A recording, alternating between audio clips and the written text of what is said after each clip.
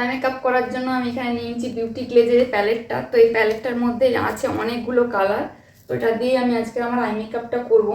তো দেখতেই পাচ্ছ। তো তোমরা অনেকে হয়তো ভাবো চোখের মেকআপ করা খুবই কঠিন, কিন্তু আজকের আমার এই ভিডিওটা দেখলে তোমরা বুঝতে পারবে যে চোখের মেকআপ ঠিক করা কতটা সহজ। আমি এত ভালোভাবে তোমাদেরকে বলে দেবো, তোমরা কখনোই ভাববে না যে আই মেকআপ খুবই কঠিন। তো আমি দেখো প্রথমে একটা বড় ফ্লাফি ব্রাশ নিয়ে নিচ্ছি, তারপর তার সঙ্গে আমি নিয়ে নিয়েছি একটা ব্রাউন কালারের আইশ্যাডো প্যালেটের মধ্যে যেটা লাইট ব্রাউন কালার আছে সেই লাইট ব্রাউন কালারের আইশ্যাডোটা নিলাম। নেওয়ার পর ক্রিজ লাইন, মানে আমরা চোখ খোলার পর আমাদের চোখের উপরে যে ভাঁজটা পড়ে সেই ভাঁজটার ওপরের দিকে ভুরুর দিকে যে উঁচু জায়গাটা আছে, ক্রিজ লাইন থেকে ওই উঁচু জায়গাটার দিকে ভালোভাবে ব্লেন্ডিং করব বড় ফ্লাফি ব্রাশ দিয়ে।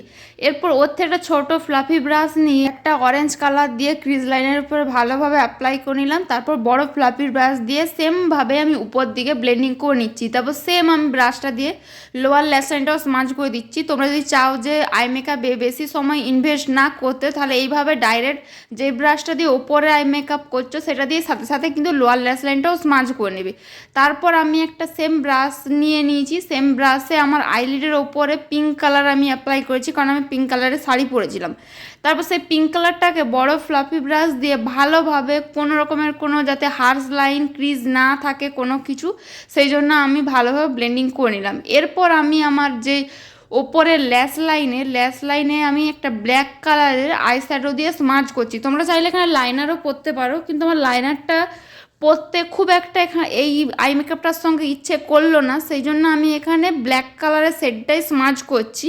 তারপর আমি উপরের যে ল্যাশ লাইনে নিচের ল্যাশ লাইনে আমি ভালোভাবে স্মাজ করে নিচ্ছি ব্ল্যাক কালারের শেডটা দিয়ে। তোমরা তোমাদের পছন্দ অনুযায়ী ডার্ক হালকা করতে পারো, যে তোমরা যদি চাও যে বেশি কালো দেখাতে তো বেশি করে অ্যাপ্লাই করতে পারো, তোমরা যদি চাও যে কম কালো দেখাতে তাহলে কম করে অ্যাপ্লাই করতে পারো। এরপর আমি আমাদের চোখে ইনার কর্নারটা একটু হাইলাইট করে নিলাম। তারপর আমি মাস্কারার জন্য এখানে মেবলিনের মাস্কারা নিয়ে নিয়েছি।